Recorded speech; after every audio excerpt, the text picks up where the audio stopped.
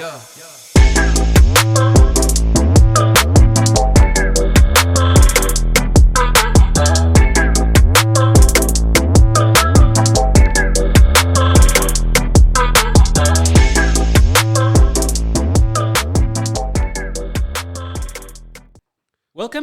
Yeah. We're finally here. We've been talking about it. We've been talking about having our own podcast.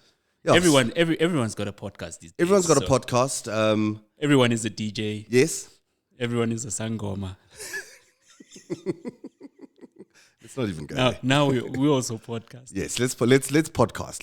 Let's become a part of this mix. But right, yeah. I think I'm very excited about it. My name is Macfarlane Muledi. I'm a broadcast journalist. Been doing this for more than 20 years. Incredibly excited about this. It's the first time I'm podcasting. I feel like I'm a millennial almost. Like doing those cool things that people are doing. But more than anything else, I think it's about sharing experiences. Where we come from, what we've done. I think, your journey has been inspirational. Yeah. And I think some of the stuff that we've done could help a lot of people. And I think that's the main purpose of this. But ideally more to speak about health, wealth, wellness, and life in general. Yeah. So the name of the podcast is Live Beyond. Yeah. Are we going to stick with that? Or are we going to... I'm a big supporter of giving it over to audiences to decide. The content is made for them, so we can put it out to vote. We can put it we out can to decide. Vote. But let's for now. We can vote about putting it out to vote. No, let's make. I say Live Beyond, right? Because I think that's the campaign that we've been running. Right. Obviously, this podcast stems from that. We said, when our first campaign was a promise to Andre. The promise to Andre was then fulfilled. Yeah. Now it's about to Live Beyond. Okay, let's talk about a promise to Andre. Yeah. In fact, before we talk about a promise to Andre, maybe we should start right at the beginning, right? And talk about what inspired you, to want to do an Ironman and embark on the Ironman journey. Yeah. And then maybe we can talk about, you can share a bit more about Andre and the campaign that you did in your Ironman journey. And then, and how that brought us to where we are with Live Beyond. So who's Macfarlane Muledi? Yes. And what inspired you? What drives you, man? What drives you, man? People want to know. People want to know the guy beyond the carte blanche presenter who's chasing tsotsies all the time. Yeah, I think Macfarlane Muledi is just a simple guy. That's had an incredibly exciting life. First of all, due to the opportunities that one school and my parents and work has ideally afforded me. Right. And I think it's almost like it's been an amazing journey for me, from Hanekile Munyane right up until where I am now. And I think I've got incredible stories to share about school, about playing rugby, playing sport, being a part of that generation of firsts, first to go overseas in the family, first to be in the rugby team, first to do this. I think for us, I always call us, that generation of firsts, which also comes with its own burden. You know what I mean? Right. Because you're almost like the first one on TV in your family. Now all of a sudden you get invited to Mikete and you now have to go sit with the uncles to make decisions about and you're like, guys, just because I'm on TV doesn't mean all of a sudden I've got the answers to everything. You know what I mean? So that sort of generation is very interesting, I think, and I hope one of these podcasts will be able to also unpack that. You know what I mean?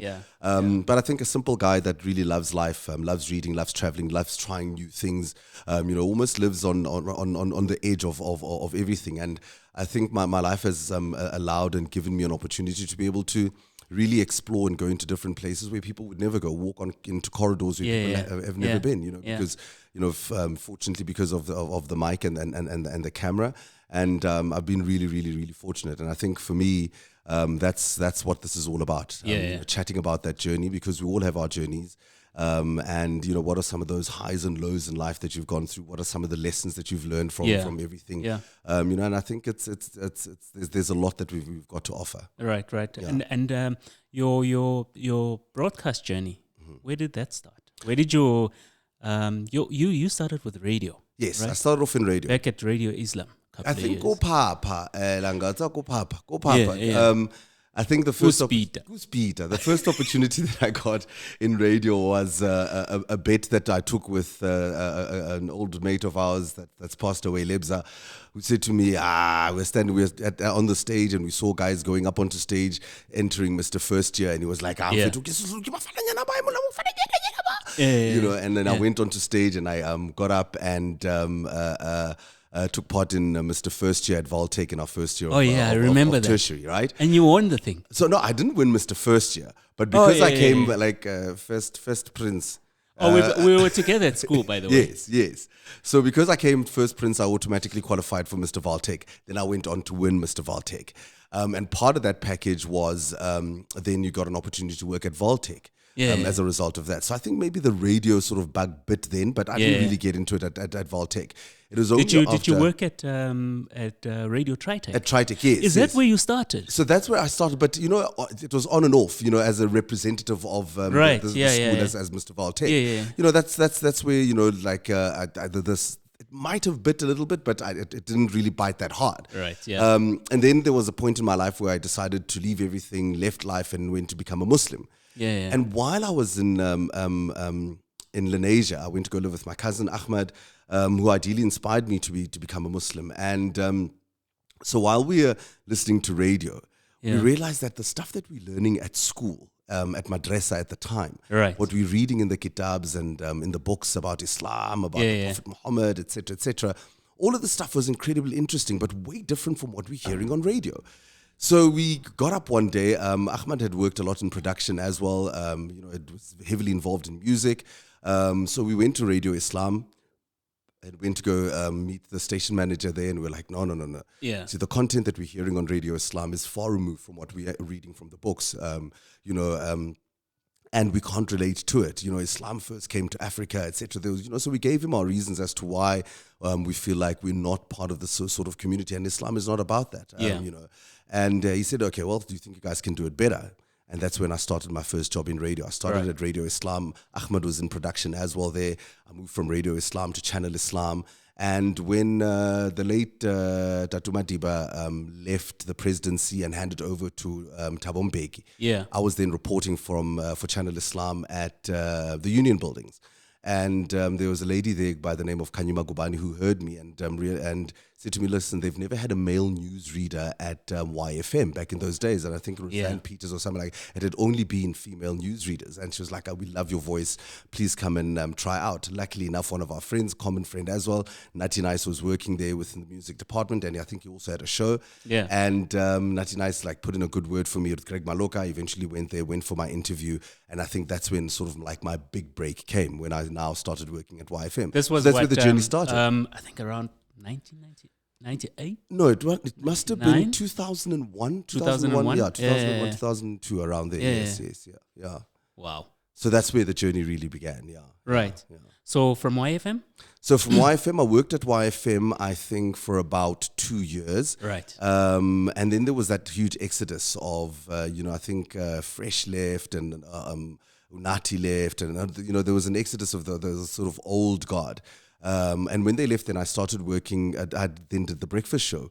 Wide Awake with Babi Molloy. So it was me, Babi Molloy, and I think Tato as well was still there because he didn't leave. So we did the breakfast show at YFM for a while. Big shoes to fill, you know, freshest shoes. And then I then left and went to 5FM. I started working at 5FM, doing sports with Kevin Fine over the weekend. And then from 5FM, I then went to... then I started working in TV. I think I was taken from there when I went to SABC. Went to SABC, SABC News and SABC Africa. Worked at SABC with Desiree Makote, old Desiree Makote, who is now Desiree Chauk, I think. Now that's his surname.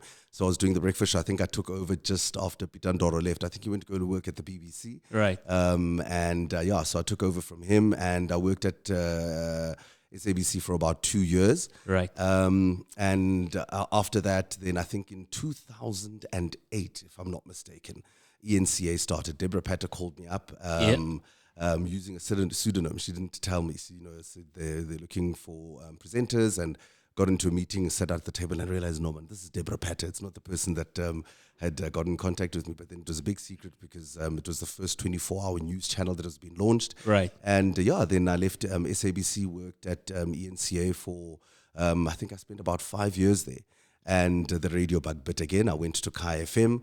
And spent about 2 years working with the late, great Bob Mabena and Skumba on The Breakfast Show, and the late Cooley Roberts as well, which was absolutely amazing. I think it was probably the best 2 years of my life. It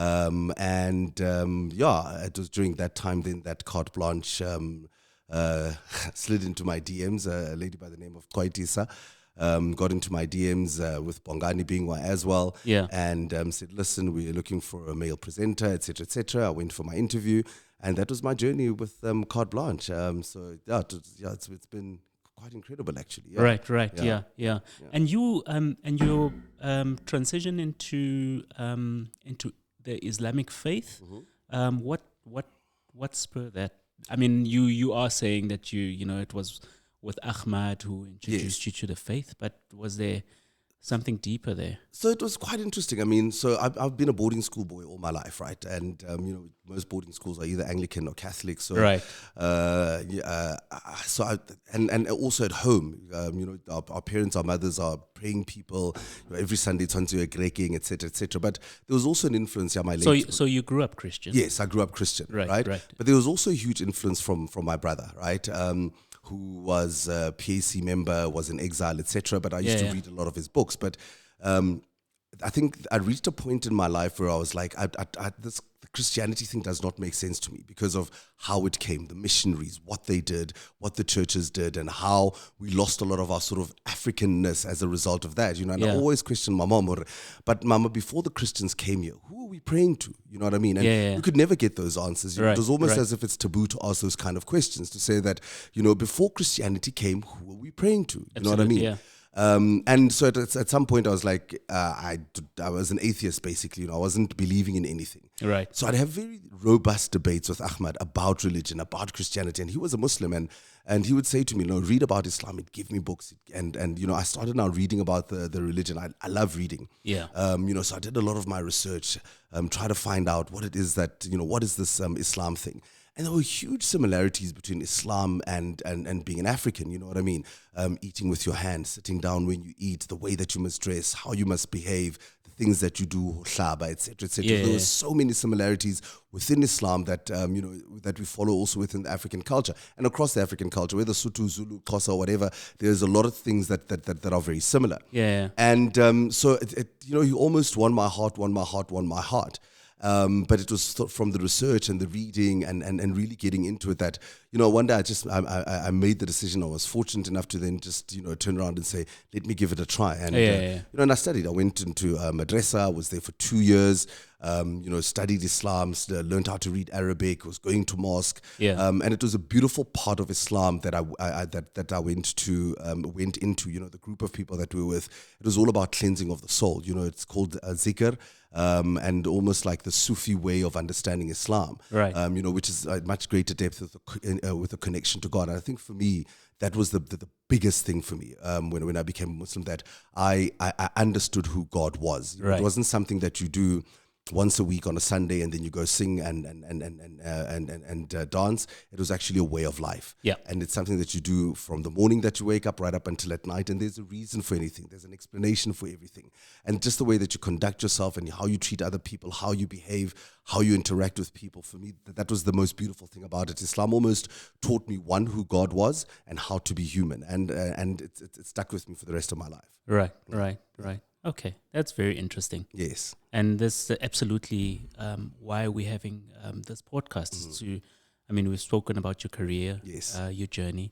Uh-huh. We now realize that you're a man of faith. Yes, if you can call it that. Yeah. And so I think we could probably talk about Ironman. And your physical, your journey of physical fitness and endurance sport. Can you tell us a bit about that and what inspired you to take on that journey? I think, actually, let me maybe take it back to you, right? Right. First of all, I was inspired by you because there was also a life-changing moment for you, right? When you decided to do this whole health and fitness thing, and you did it way before all of us. You know what I mean? It was, we did it fashionably when it was like Run Joburg, or these like city marathons, or these, the color run in Randburg, etc. All of these little races that you do, and go for the fun, and then afterwards drink beer and have a chat, and that sort of thing. It was very, very social. It was almost like that thing that you do enjoy. Is that, hey, have you been to these big events and things like that? It was really never about fitness. But you've always kept on. You've always ran. There'd be times when I'm here in Rivonia Road or something like that, and I'd see you in the street and hoot and whatever. But I think more than anything else, we were really inspired by what you did. And so for me, it's maybe also starting to understand, what was that moment for you? When did you pivot and decide that this is the journey that you want to take? Yeah. Well, I think endurance for me has really been almost like a drug. Mm-hmm. It's helped me actually structure my life, for the better. Yes. And I was at some point, I was at a point where I'm very prone to stress, right? And a couple of years ago, I just decided that I'm gonna.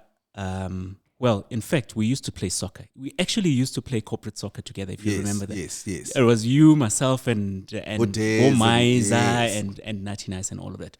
But my issue with soccer, it was a nice way of staying fit, but you guys, they play so hard that after every game you go home with a niggle, either an ankle or the something knee. was broken. Yes, and then I started running, because I'd always felt that like I'm saying it, for me, physical fitness is a drug, and it's a stress reliever, and it's something really to fall back.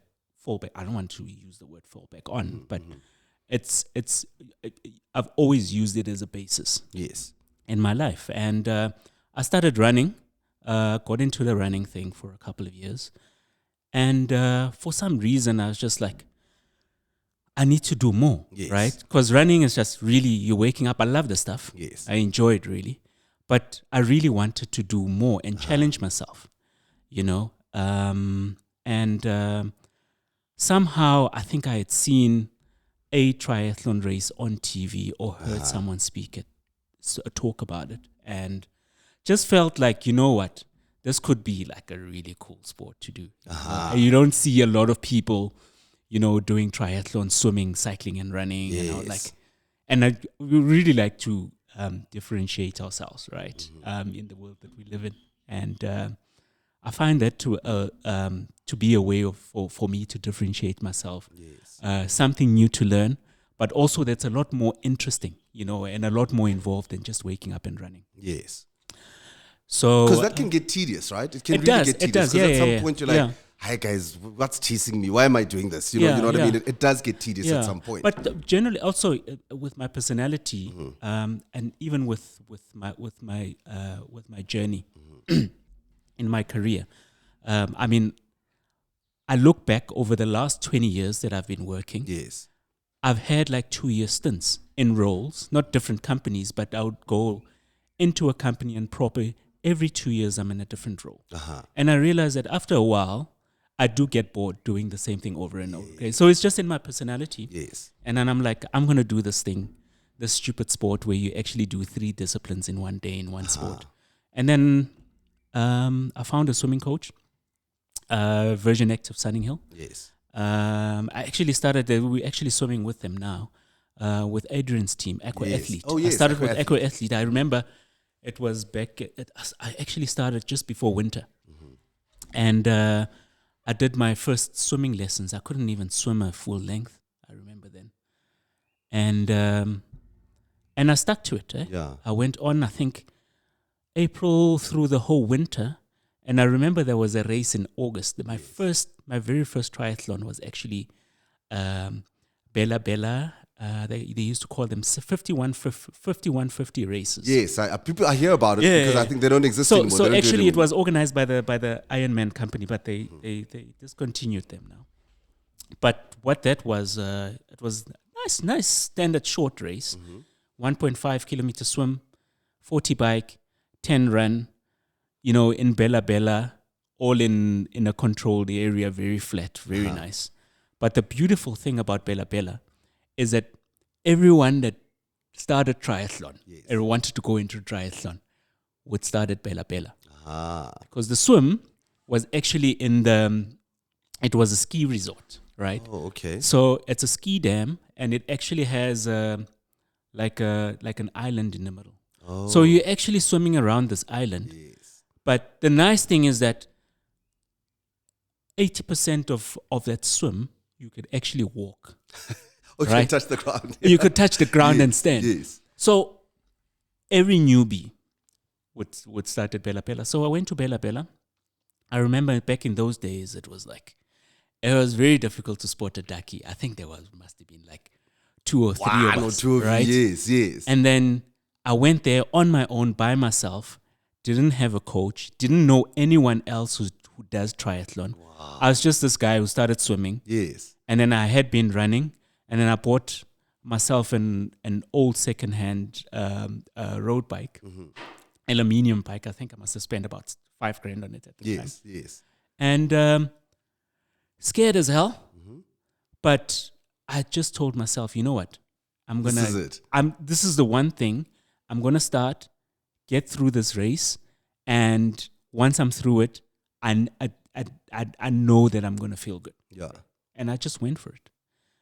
And it was I've never been that scared in my life. Another But feeling. actually, feeling. But you, and we'll talk about your story, Yes. right? Because that's crazy Yes. on other. But this was like a very short race, right? And then I remember on the run, I met a guy. I can't remember his name, but anyway, he lives in Embark, and he said to me, "Is this your first race?" An Indian guy. I said, "Yeah, it's my first race." He said, "Who do you train with?" I said, "No, I train on my own. I started on my own." He said, "You must come to Embark Dam.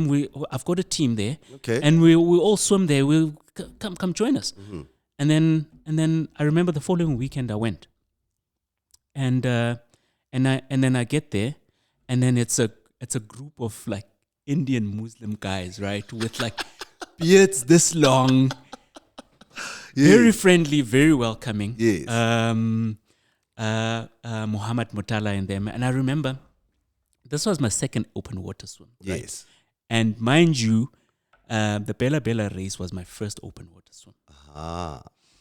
So I get there, and we're at Embark Dam, and they're like, and then it's overcast, right?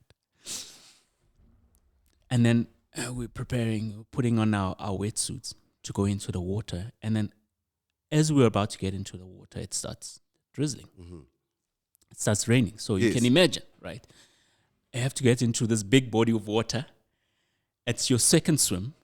The last swim that you did, you walked like 80% of it. You basically ran it.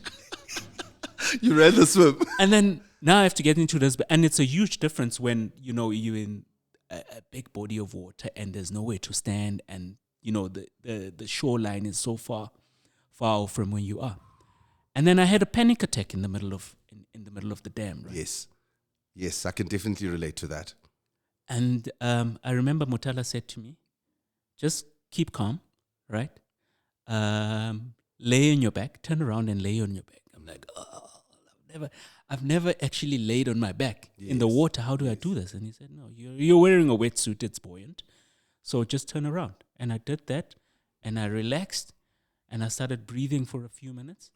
And then he said, just swim to the nearest, I just swam to the edge.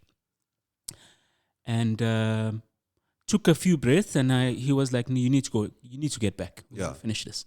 So on that day, we actually finished the K around the Marentia Dam. Yes. And then my next race was another 5150 Yes. In the East Rand.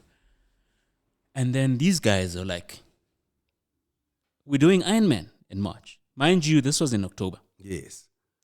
I've done 2 5150s. And they're like, we're doing Ironman. I'm like, no, I can't do Ironman. I've not even done half. They're like, no, it's fine. You'll be okay. Come swim with us. Wow. And you'll be fine. You have a bike? Yeah, I've got a bike. You can come. right? And then I joined them and trained with these guys, and just committed, kept going back, kept doing the swims. They ride very hard, very big on bicycles. I used to join those groups. We used to go right out in the south every Saturday, and then And the south is quite difficult, isn't it? It's quite. It's well, hilly. no. Flat. We're actually going there for the flats. It's Yes. out in Lido, Yes. and Lido is on the old Vereniging Road. Okay. As you just after Southgate. Yes. I On see your it. left, you see there's just a after there's a Kibble shell Park. garage after Kibble Park. Yes. There's a hotel right there. We used to park there, and then get out there, and we cycle the loop all the way to the R59 and then back. You'd get about 40 Ks. I see it. And then we'd do it twice or three times, depending on how much mileage we're looking to do. Uh-huh. And that was a training. And March came. I had my entry. We headed to Port Elizabeth. I did my swim, 2 hours. I did my bike. I think I must have ridden that bike for about 8 hours. Mm-hmm. Just finished just before cutoff. Yes. Almost got cut off. And then literally walked the run. So I think I must have raced it out just under 16 hours. And the bug had bitten. I was like, I did my third triathlon is a full Ironman. Yes. So did you start with the full Ironman, or did you do the halves first? I had not done halves. You've never done a half. My first half Ironman was about 2 years ago. Yes. Yeah. So when you started, you also did the full Ironman. I did 250, 150, Uh-huh.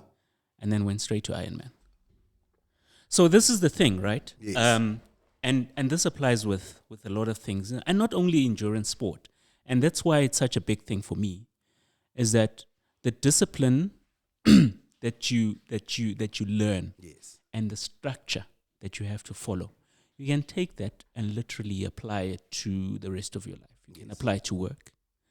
If you're running a business, you apply those principles, you can apply them to your business. You can apply them to, if you're someone who's studying, right? Because it's such a structured life over a long period that, you just become that person But who functions within a structure and process.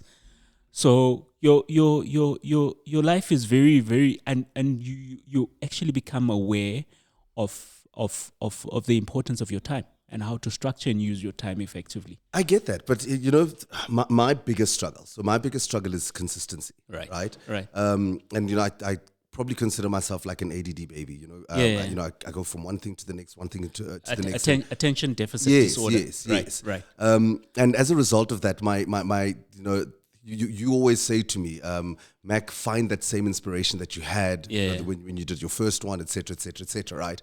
But it's also just that consistency, because I'm not used to structure. Yeah. As much as there's certain things that we do work-wise and et cetera, but we don't have structure. With radio, with TV, you wake up in the morning, you're shooting on Wednesday, you're shooting on Thursday, whatever. It's not like a 9 to 5, Monday to Friday, Right. this is what you're going to do. And I think that's also what's kept me sane as well, because I think if I had that sort of structure, I'd go crazy. Yeah. I'd get bored. And that's why I enjoy the kind of work that I do. But this now requires that discipline and going back to that. Yeah. The thing that makes me keep going back to it is because I actually do enjoy it. I do enjoy running. I do enjoy cycling. I do enjoy swimming. But it's putting in the time and being consistent with it and doing it week in, weekend, during the week and the weekends, because also like nice time, nice life and that sort of thing. And I've always lived like that. Yeah. So I find that quite difficult. Yeah. And this is the thing, right? And I was talking to someone just recently about, I always get people who say to me, I'd really like to do an Ironman, but it's so hard, it scares me. And I'm like, no, but you're focusing on the wrong thing. Yes. Right?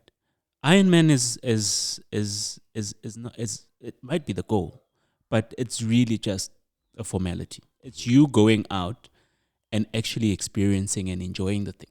It's the price. The thing you should be scared of is training. Yeah. So talking about setting goals, and putting in the process, right? That's it. that's it. That's the hardest part, though, because I think it's about commitment. As you say, we all want to get rich, right? Yeah, But how do we? What are you doing to get to that point? Absolutely. You know, I think that's where a lot of us lose it, right? Because as you say, we all focus on the destination, but what's going to happen for you to get to that point? Yeah. And as you said with Ironman, it's about the training, the commitment, the time, and all of that. Yeah. That process is where a lot of people fall.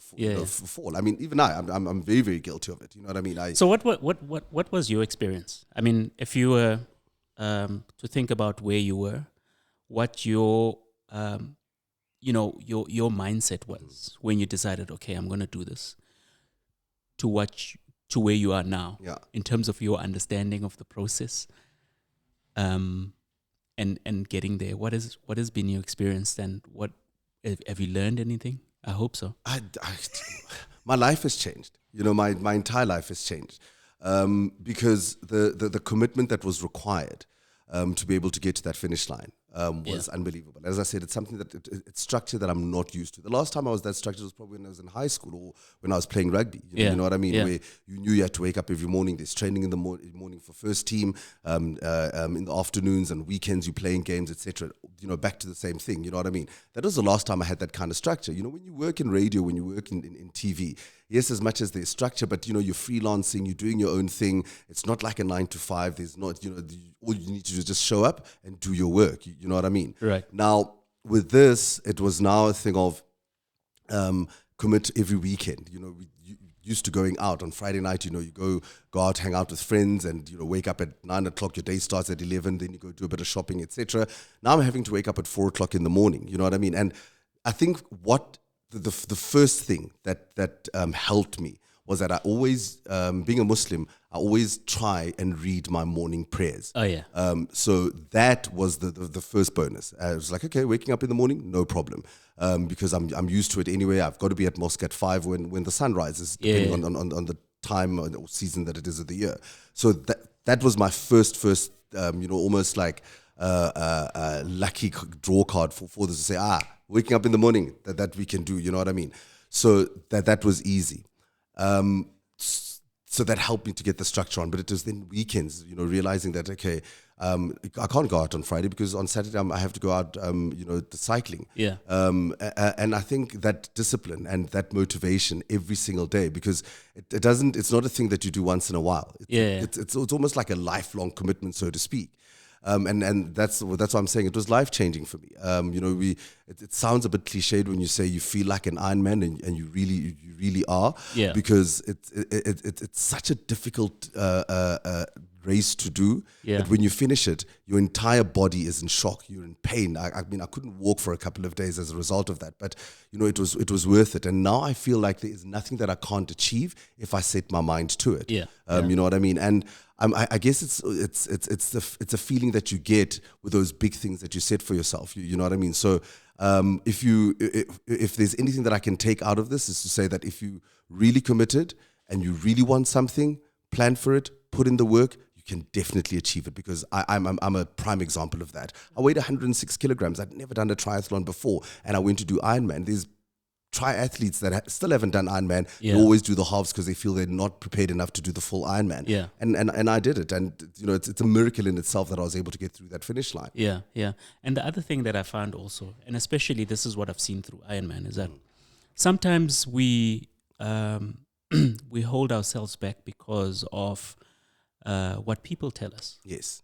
You know, sometimes we allow people to set our limits, you know. Yes.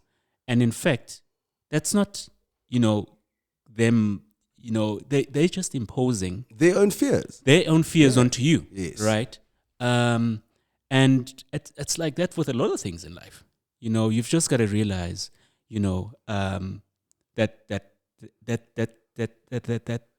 happens. It does happen. Right? Because I remember when we did this, every time we'd meet people in the cradle when we were cycling or racing or whatever, or even swimming, people were like, "Oh, you're doing Ironman? Yeah, which one are you doing?" "I'm doing the full." They're like, "What? You're doing the?" And they'd almost like shake their heads in disbelief, not thinking that we were going to be able to do it. And I think it was a huge shock for many people that we made it over that finish line. Yes, stone cold last, left with 15 minutes, but we actually made it. We did Ironman. Nobody can take that away from us. You know what I mean? Yeah. And you're right. It's people's people impose their insecurities on you. When you say, "I want to drive a Maserati, I want to do Kilimanjaro, I want to run Comrades, I want to be the CEO of a company, or I want to start my own company." People are like, "What? Do you know what that takes?" You know what I mean? What business have you ran before? You know what I mean? So it is their own insecurities or their lack of dreaming. They sort of like impose on you, and if you believe that, then you'll never get there. You know what I mean? 'Cause it's difficult. It's not easy, but put in the work, put in the commitment. Trust me, you will achieve it. Yeah. And what that does for your confidence is amazing. With everything, I promise you. There's a lot of things after I had done Ironman that I looked at and I thought, I can do that. Yeah. I can finish this. Because I know that if you put in the work, if you put in the commitment. I mean, before Ironman, I tried to do my postgraduate diploma through Henley Business School. And the drive wasn't the same. And also the same thing. It's not like I wasn't working when I was doing Ironman, but knowing that, I'd be traveling into a different, part of the country. Sometimes there's no network, et cetera, et cetera. And eventually it came to a point where I was like, I must choose between my work and getting this diploma. And I never got to finish it. And with the Ironman race, there was a different kind of inspiration that I was also not doing it for myself. I was doing it for Sharon. I was doing it for the kids. I was doing it for those families that had lost loved ones. So there was something much greater than myself and my own ego that was driving me to do it. So and I think for me, that's what was phenomenal about it. Yeah. So confidence, big confidence builder. Definitely. Endurance sport. Definitely. Right? Definitely. I think, you realize what you've done. Most humans have never been able to do. Right? Yeah. And I think it's a confidence that you then carry through with everything, because you realize that having suffered that pain and, getting through that finish line. Yeah. Now I'm ready for any challenge that you can put in front of me. You know what I mean? Yeah. And that confidence really, really helps you. It stirs you on it.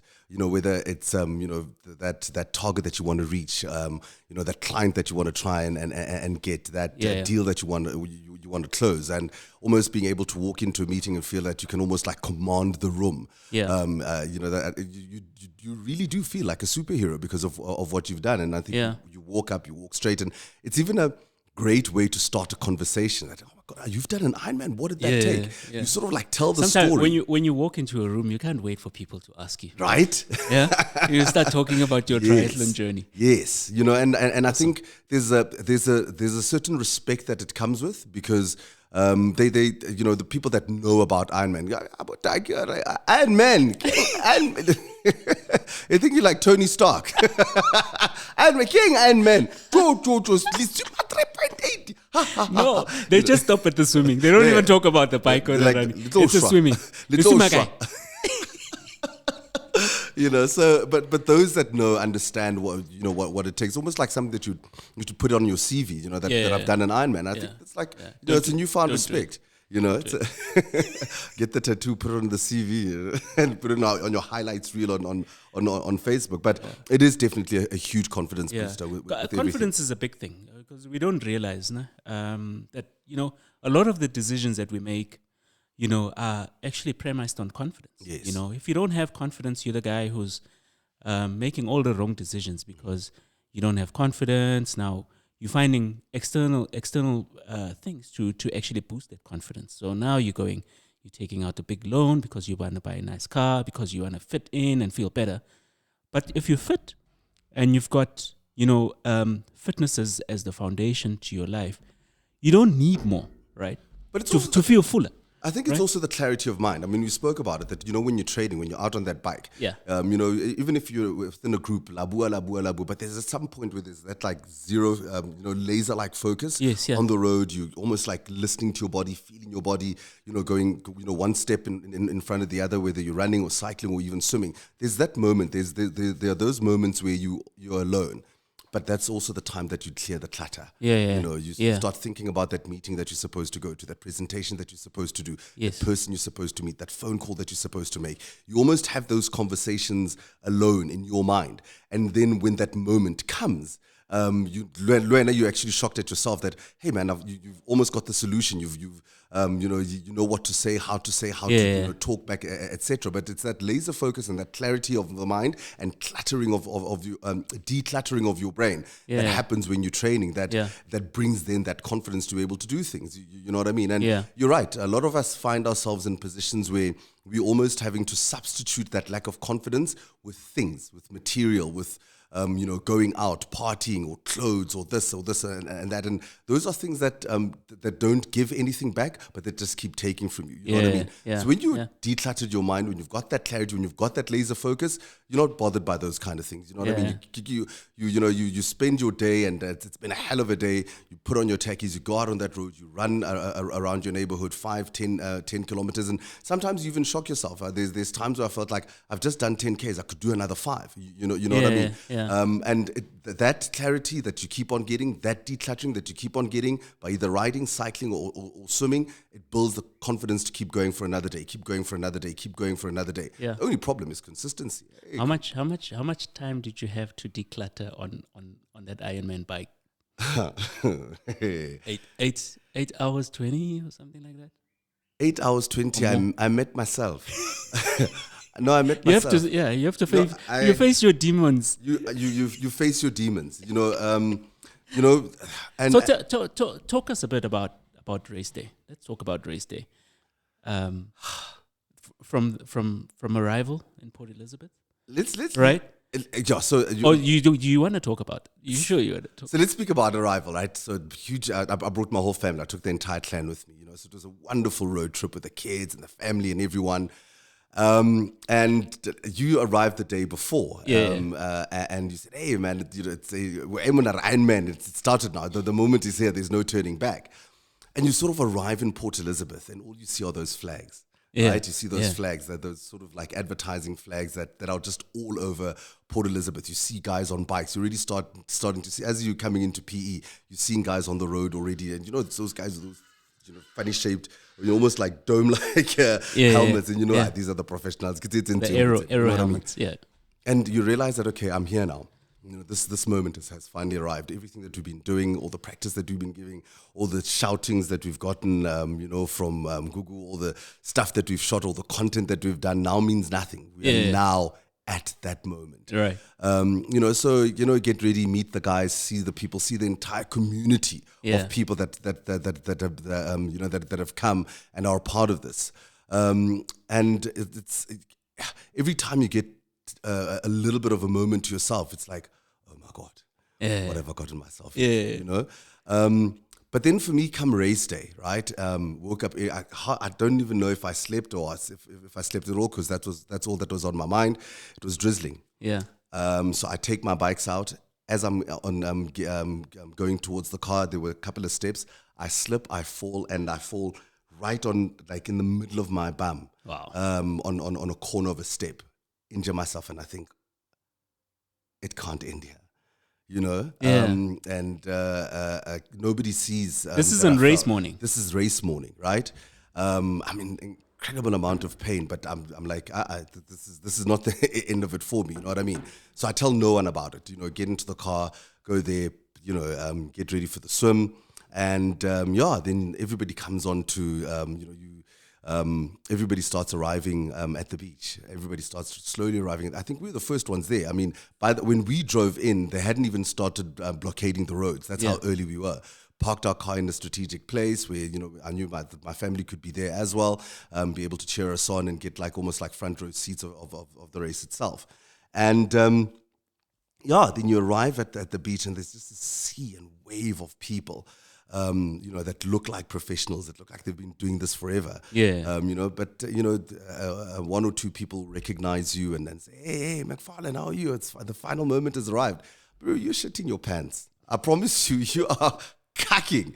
And I'm thinking 3.8 kilometers. Jeez, I think about all the swims that we've done, everything that we've put in, all the work that we've put in, our whole families here, and it's like, it was scary. Yeah. When they announced that there's lightning and we're not swimming 3.8 kilometers, I was the happiest person on that sand. Listen, I was so happy. I was like, you're so happy you wanted to cry. Listen, when they said like, oh my, no, this happens every year, man. This is what we come here for. This happens every year, PE. Thank you, Andre. So we swam 900 meters, got out the water, got onto those bikes. And it was still foggy. It was still slightly drizzling. And I think I didn't really calculate. I forgot everything that we'd done during training. That just race in your own time. Don't rush this. You know, just take it easy. And I think I went a little bit too fast right at the beginning, and then I started crashing. A little bit later on. But because we'd done a lot of the endurance, and put in the work. I sort of found myself again and got into it. So I did the first half, the first 90 kilometers. The second 90 kilometers was tough. I think in the rain, in the rain, and in the wind, like all the elements came. There were times when I was hot. There was times when I was cold. There was times it was raining. There was times there was sunlight. You were hungry. There was times when I was hungry. It was just, oh my God, it was probably one of the hardest things that I've ever done in my life. But I think at about 160 kilometers. At about 160 kilometers, my legs cramped. They were gone. My legs were gone. My legs were like, dude, it's over now. We can't do this anymore. And as they cramped, I actually almost fell off my bike. I think at Seaview, at that hill at Seaview, at the hill at Seaview. My legs cramped and they said, it's over. Almost fell off my bike, got off it quickly and held it. And I had to, it was a weird moment because I had to actually speak to the physical pain. I had to speak to my thighs, to my quads, and say to them that, listen, we've come this far. There's no way that I'm not finishing this race. And it's either you stop paining or you leave me and let me finish this race. It was a conversation that I had. It wasn't something that was happening in my mind. It was a physical conversation. My voice was speaking to my thighs. And I walked a little bit, slightly to the top, and then got on the bike again, and I kept on going. And every single time I'd have to put my leg down, because you're going up a hill, they would cramp, and I'd be like, no. Yeah. And I had to do that all the way up Seaview. Went that downhill, turned at the turning point, came back up again, and then did that for the sort of final stretch. Yeah. In absolute pain. And it was also at that moment, I think, when we were doing the transition from bike onto the 42K run, that Derek came. And when Derek came to me, he said, Mac, geez, have you got anything left? And it was at that time when I said, I don't know. I didn't know whether I was going to finish this race. I didn't know what I'd gotten myself into. The tri-suit that I was wearing, in SA Langa, like I think I lost about 10 or 15 kilograms of my body weight on that race because it was no longer tight. You know what I mean? I was like putting one foot in front of the other. My arse was still in pain because of the fall. So got off the bike. Put on my running shoes, and I just one foot in front of the other, but it wasn't enough. I was in pain. I didn't have anything left in me anymore. At some point, I had to go to the toilet, and everything went out. I think from all the supplements that one had been taking. You know what I mean? Got back in again and kept going. And I remember running with you in the I think that must have been your first 5Ks. I think you were about 3Ks in or something like that. 3Ks in. I think you were finished. I was gone. I had absolutely nothing left in me. The depths that you had to go to actually dig. I'm about to dig deep. No, I was a minor. I think what helped is that you came to when you were running. When we were running pole to pole. Yes, we were running pole to pole. When you said to me, okay, Mac, we're gonna go from one pole to the next, walk briskly the next one, run the next, sort of from light post to light post. Right. That really helped me because it gave me a strategy because I didn't know what to do. I honestly didn't know what to do. I had nothing left in me, and I couldn't actually run. It was just trying to keep the feet going at a brisk pace. I don't think it was even running. So that strategy then helped me, to get through it. And then you'd finished your 42. Yeah. And there was a gentleman from Chalk. No, your watch died. Yeah, then my watch died. So now I couldn't say, okay, now how, what pace must I keep or anything, you know what I mean? Then there was a gentleman from the Cancer Association. I can't remember his name. Stephen, yes. Stephen Proudfoot. Yes, Stephen Proudfoot. So Stephen Proudfoot then, in jeans, wearing a jacket. It was now raining. Half of the people had started leaving and going back home. Then came and ran with me. We went from light post to light post. I think that was at the last sort of 20 kilometers. So we went one way, came back another way, and that was what kept me going. At some point, he was running in jeans. Yes, in the rain. He stuck with me the whole way. Had he not been there, I don't think I would have finished the race. I remember there was some point as well when I asked the marshal how much time is left. He said, "Mac, you actually have to run almost 6. You have to run 6 minutes a kilometer or something like that, something crazy like that. To finish, to make the cutoff. So that you can be able to make the cutoff. Because the swim was cut short, you don't have much time left. And I was like, there's nothing left. But I think he was trying to make me just go a little bit faster so that I would be able to make it. But anyway, so we kept on going. And people that were even watching, that were tracking me during the race, said I was 15 minutes over time. There was no way that I was going to make it. But the last 10 kilometers, they just saw a change. And that was the time then we started then doing pole to pole with Stephen, and he was encouraging me. He said, just remember, Mac, why are you doing this? Remember why you're doing this. This is much bigger than you. Think about Andre. Keep going. And that motivation kept me going faster and faster and faster and faster. And when I came out of that last turn towards the finish line, everybody was there. It was almost like, when the president comes, it was like, the traffic, the police, the entire race coordinators, everyone. It was unbelievable. And so I want us to spend a bit more time on the finish, and then move over to talking about purpose. Yeah, because the fact that you had a purpose, that you were doing it for something bigger than you. Yes. And it wasn't just about Mac finishing the race, right? Yes. There was a bigger cause behind it. Yes. Which for me is actually what drove you and what got you to that finish line. Yes. Right? It's that you were doing it for a bigger purpose. Right? So that was motivation enough. I think that was my biggest motivation. That was my biggest motivation. Yeah. I think if it was for me, I probably would have given up and thought, look, I can try this again next year. But I thought, the amount of people who have put in their time, dedicated themselves, committed themselves to this. And, I think, so just before the race, let me tell you about this as well. I think a couple of days before going to PE, I went to Sharon's house. I mean, Andre was a rock star. He went to Kona. He was doing crazy times for his age group. You know what I mean? By the way, you have to qualify to get it. You don't just go to Kona. No. And he's almost got like a little sanctuary of all his medals, everything that he's done, all the races that he's done. So I went to go see Sharon. And there was an unbelievable moment where we were sitting in that room and it was just now quiet. His bike was there, all his medals were there, his photo finishes were there, everything that he'd done in his entire sort of like career with triathlons. And while we were there was a time when we were just quiet and just taking it all in. And the dog made a noise. And we always say animals see things or hear things that we can't. Yeah. And the dog made like a slight whimper, and Sharon looked at it and said, "Is he here? Is he here?" And I had goosebumps at that time. I think my daughter was there, and we just all started crying. All started crying, and then she took out, I think, Zhao Ming or Zhao Mei, one of the either I don't know whether but it's somewhere in the east, one of those triathlons there, and she gave me the Ironman, either Ironman China or Ironman Japan, I'm not sure. Yeah. And she gave me the towel that he took from there, and that's what I took with me. So it's those small little things that were my motivation, that were my inspiration.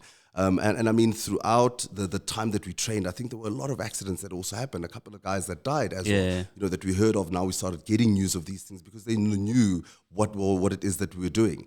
And so it's seeing those pictures, it's being reminded of those accidents that kept me going, saying, I've got to finish, because if I fail, I would have felt like I failed those people, I failed their families, and I would have let myself down and my team down. Right, yeah.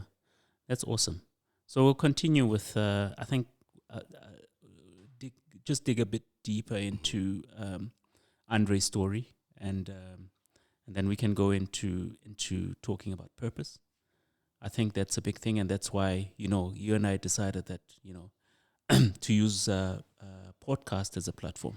No, definitely. To talk about purpose. Definitely. Because it's important. So that's the next episode. Is that what we're going to be talking about? We're going to talk about purpose? No, the next segment. Okay. Okay. Yeah, so we'll talk about purpose, and we'll touch on purpose. I think that was the biggest driver, and that was the biggest decision, and why we want to continue, with the journey that you started, and just making it bigger and trying to bring it to more people through podcast is really to say, you've experienced what purpose can do, and the people that have followed you, bore witness to that.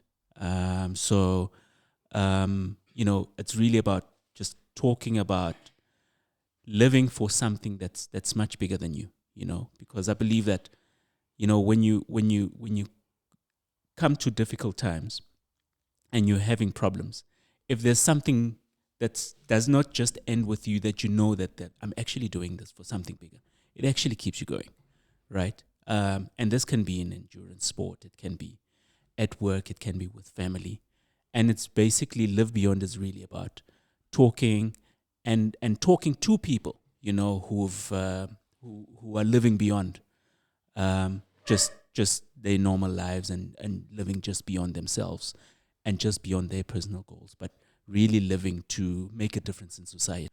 And these are people that actually achieve quite a lot. Yeah, those are the real rock stars in life. Those are the people that make a difference and make an impact. So I think it's quite exciting. And ordinary human beings that ideally would not get the time of day on mainstream media, or don't want to talk about it, or are not comfortable speaking about it to other people. And there's a lot of those stories that we hear of. And I think just sharing them and allowing people into their lives and what they've done and how they've had to dig deep. My as we say, my finish line was Ironman. What was theirs? How did they finish a comrades? How did they start running? How why did they decide to climb Kilimanjaro? Whatever it is, why did they start the cooking lessons or open a restaurant or starting a business? Let's have those conversations, because you never know what could be inspiring to you. So I'm quite excited about this, and I'm glad we've actually started it. Yeah, looking forward to it, and thank you for your time, man. Thank you for pulling through, and congratulations. Thank you. Becoming a better person. Yeah. A better man. Still learning. And yeah. Awesome. Forward and upward. So guys, thank you so much for joining in, and looking forward to the next episode. I think this is an exciting time for all of us, and let's have those conversations. Let's keep talking, because the more we talk, the more we let things out, and the more we know about ourselves. Yeah. Press the like button and join so you can follow our podcast for more content. We have a lot more episodes coming up, a lot more interesting guests, a lot of interesting people who want to share their journeys and their stories with you. And we'll hope you will find them entertaining and informative. Until the next episode. Out. Langa did Google's favorite peace sign. No, it's this one. Oh, you did that. I didn't do. Okay, bye guys. If you open the door, it's gonna.